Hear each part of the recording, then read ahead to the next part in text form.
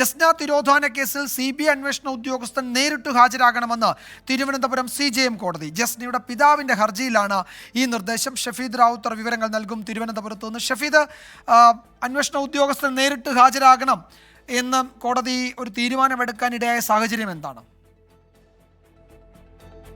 വിജയകുമാർ, ഈ CBI അന്വേഷണം കാര്യക്ഷമമല്ല എന്ന് ചൂണ്ടിക്കാണിച്ചാണ് ജസ്നയുടെ പിതാവ് തിരുവനന്തപുരം CJM കോടതിയിൽ ഒരു ഹർജി ഫയൽ ചെയ്തത്. ആ ഹർജിയിൽ ഈ CBI ഒരു റിപ്പോർട്ട് നൽകിയിരുന്നു. ആ റിപ്പോർട്ടിൽ ചൂണ്ടിക്കാണിച്ചിരിക്കുന്ന കാര്യങ്ങൾ ചോദ്യം ചെയ്തപ്പോൾ ജസ്നയുടെ പിതാവ് ഹർജിയിൽ ഉന്നയിച്ചിരിക്കുന്ന ആരോപണങ്ങൾ പറഞ്ഞിട്ടില്ല. മാത്രമല്ല, ജസ്നയ്ക്ക് ഗർഭലക്ഷണങ്ങൾ ഉണ്ടായിരുന്നില്ലെന്നും CBI കോടതിയിൽ സമർപ്പിച്ച റിപ്പോർട്ടിൽ പറഞ്ഞിരുന്നു. ഇതിന് പിന്നാലെയാണ് ഇന്ന് വീണ്ടും കേസ് പരിഗണിച്ചത്. ആ കേസ് പരിഗണിച്ച വേളയിലാണ് CBI അന്വേഷണ ഉദ്യോഗസ്ഥൻ നേരിട്ട് കോടതിയിൽ ഹാജരാകണം എന്നുള്ള നിർദ്ദേശം ഇപ്പോൾ തിരുവനന്തപുരം CJM കോടതി നൽകിയിരിക്കുന്നത്.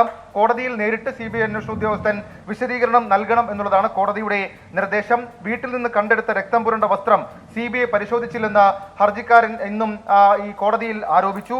വസ്ത്രം കണ്ടെടുത്തിട്ടില്ലെന്ന CBI അഭിഭാഷകനും ഇക്കാര്യത്തിൽ മറുവാദം ഉന്നയിച്ചു. ഇതിലടക്കം വിശദീകരണം നൽകാനാണ് അന്വേഷണ ഉദ്യോഗസ്ഥനോട് നേരിട്ട് ഹാജരാകാൻ നിർദ്ദേശം നൽകിയിരിക്കുന്നത്. വിജയകുമാർ.